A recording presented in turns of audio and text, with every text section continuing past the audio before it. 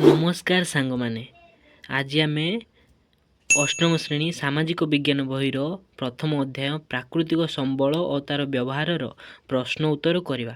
ତେବେ ଚ୍ୟାନେଲକୁ ନୂଆ ଆସିଥିଲେ ସବସ୍କ୍ରାଇବ୍ କର ଆଉ ଭିଡ଼ିଓଟିକୁ ଲାଇକ୍ କର ଆଉ ଏଇଭଳି ସବୁ ପ୍ରଶ୍ନର ଉତ୍ତର ପାଇବା ପାଇଁ ଆମ ଚ୍ୟାନେଲରେ ଯୋଡ଼ି ହୋଇଯାଅ। ଠିକ୍ ଅଛି, ତେବେ ଚାଲନ୍ତୁ ଦେଖିବା ପ୍ରଶ୍ନ ଉତ୍ତରରେ କ'ଣ ସବୁ ରହିଛି। ଆମେ ଆଜି ଯାହାକୁ ନବୀକରଣ ଯୋଗ୍ୟ ସମ୍ବଳ ବୋଲି ଭାବୁଛୁ, ତାହା ଆସନ୍ତାକାଲି କିପରି ନବୀକରଣ ଅଯୋଗ୍ୟ ହୋଇଯିବ? ଏହି ଘଟଣାକୁ ରୋକିବା ପାଇଁ କେଉଁ କେଉଁ ପଦକ୍ଷେପ ନିଆଯାଇପାରିବ ଲେଖ। ଉତ୍ତର କ'ଣ ହେବ ନା ଉତ୍ତର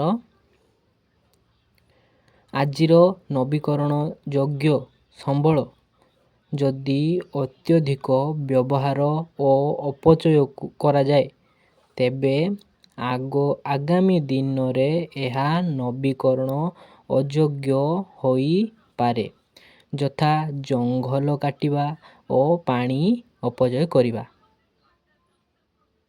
ଏହାକୁ ରୋକିବା ପାଇଁ ଗଛ ଲଗାଇବା, 2. ପାଣି ସଂରକ୍ଷଣ କରିବା, 3. ପ୍ରଦୂଷଣ ନିୟନ୍ତ୍ରଣ କରିବା, 4. ସମ୍ବଳର ସଠିକ୍ ବ୍ୟବହାର କରିବା। 2 ନମ୍ବର, ମନୁଷ୍ୟ ସେବାରେ ଆସୁଥିବା 5ଟି ପରିସଂସ୍ଥା କାର୍ଯ୍ୟାବଳୀର ନାମ କୁହ। ଉତ୍ତର, ମନୁଷ୍ୟ ସେବାରେ ଆସୁଥିବା 5ଟି ପରିସଂସ୍ଥା କାର୍ଯ୍ୟାବଳୀ ହେଲା 1. ସଂଯୋଗ ଓ ଯୋଗାଯୋଗ, 2. ସ୍ୱାସ୍ଥ୍ୟ ସେବା, 3. ପରିବହନ ସେବା, 4. ବ୍ୟାଙ୍କିଂ ସେବା, 5. ଶିକ୍ଷା ସେବା। 3 ନମ୍ବର, ନବୀକରଣ ଯୋଗ୍ୟ ସମ୍ବଳଗୁଡ଼ିକ କ'ଣ? ସେଗୁଡ଼ିକ ନବୀକରଣ ଅଯୋଗ୍ୟ ସମ୍ବଳଠାରୁ କିପରି ଭିନ୍ନ? ବର୍ତ୍ତମାନ ଏବଂ ଭବିଷ୍ୟତ ପିଢ଼ି ନିମନ୍ତେ ନବୀକରଣ ଯୋଗ୍ୟ ସମ୍ବଳର ଉପଲବ୍ଧି ନିଶ୍ଚିତ କରିବା ପାଇଁ ଲୋକମାନେ କ'ଣ କରିପାରିବେ, ଏହାର 2ଟି ଉଦାହରଣ ଦିଅ। ଉତ୍ତର, ନବୀକରଣ ଯୋଗ୍ୟ ସମ୍ବଳ ହେଉଛି ସେହି ସମ୍ବଳ ଯାହା ପ୍ରକୃତି ଦ୍ୱାରା ପୁନର୍ବାର ସୃଷ୍ଟି ହୋଇପାରେ, ଯେପରିକି ସୂର୍ଯ୍ୟଶକ୍ତି, ପବନ, ଜଳ ଓ ବନ।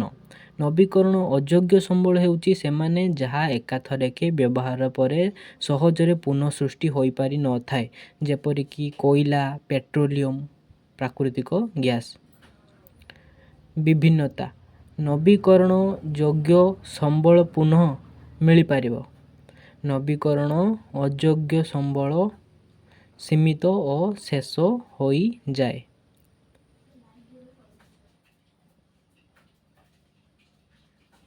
4 ନମ୍ବର, ତୁମ ଘରେ ଏବଂ ଆଖପାଖରେ ପ୍ରାକୃତିକ ସମ୍ବଳ ବ୍ୟବହାର ସମ୍ପର୍କିତ ସଚେତନତାକୁ ସୂଚାଉଥିବା ସାଂସ୍କୃତିକ ଅଭ୍ୟାସଗୁଡ଼ିକ ଚିହ୍ନଟ କର। ଉତ୍ତର, ଘରେ ଏବଂ ଆଖପାଖରେ ପ୍ରାକୃତିକ ସମ୍ବଳର ବ୍ୟବହାର ସମ୍ପର୍କିତ ସଚେତନତାକୁ ସୂଚାଉଥିବା ସାଂସ୍କୃତିକ ଅଭ୍ୟାସଗୁଡ଼ିକ ହେଲା ଗଛ ଲଗାଇବା ଓ ସୁରକ୍ଷା କରିବା, ପୂଜା ପର୍ବରେ ତୁଳସୀ, ବରଗଛ ଇତ୍ୟାଦିକୁ ସମ୍ମାନ ଦେବା, ବିଦ୍ୟୁତ୍ ଓ ଇନ୍ଧନର ସଠିକ୍ ବ୍ୟବହାର କରିବା, ପ୍ଲାଷ୍ଟିକ୍ ବଦଳରେ କପଡ଼ା ବ୍ୟାଗ୍ ବ୍ୟବହାର କରିବା, ଜଳର ସୁରକ୍ଷା କରିବା। 5 ନମ୍ବର, ଆମର ଆବଶ୍ୟକ ସାମଗ୍ରୀ ଉତ୍ପାଦନ ସମୟରେ କେଉଁ ବିଷୟଗୁଡ଼ିକୁ ପ୍ରତି ଧ୍ୟାନ ଦେବା ଆବଶ୍ୟକ? ଉତ୍ତର, ଆମର ଆବଶ୍ୟକ ସାମଗ୍ରୀ ଉତ୍ପାଦନ ସମୟରେ ନିମ୍ନଲିଖିତ ବିଷୟଗୁଡ଼ିକ ପ୍ରତି ଧ୍ୟାନ ଦେବା ଆବଶ୍ୟକ। 1. ପ୍ରାକୃତିକ ସମ୍ବଳର ସଠିକ୍ ସଞ୍ଚୟ ପୂର୍ବକ ବ୍ୟବହାର, 2. ପରିବେଶ ପ୍ରଦୂଷଣ ନ ହେବାକୁ ସାବଧାନ ଅବଲମ୍ବନ କରିବା, 3 ନମ୍ବର, ଶକ୍ତି ଓ ଜଳର ଅପଚୟ ରୋକିବା। ଏହିଭଳି ସବୁ ବିଷୟର ପ୍ରଶ୍ନ ଓ ଉତ୍ତର ପାଇବା ପାଇଁ ଚ୍ୟାନେଲକୁ ସବସ୍କ୍ରାଇବ୍ କରନ୍ତୁ। ଧନ୍ୟବାଦ।